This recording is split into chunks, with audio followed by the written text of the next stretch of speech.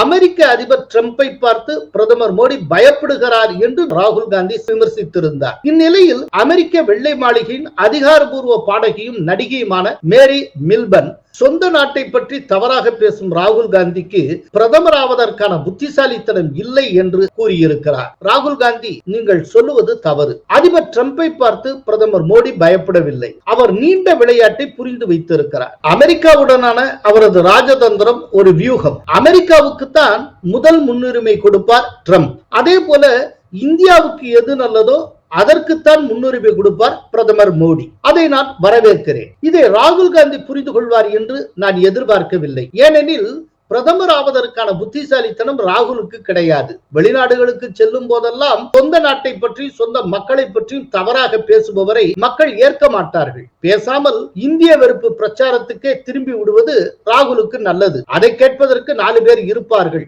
என்றார் அமெரிக்க பாடகி மேரி மில்பர்ன்.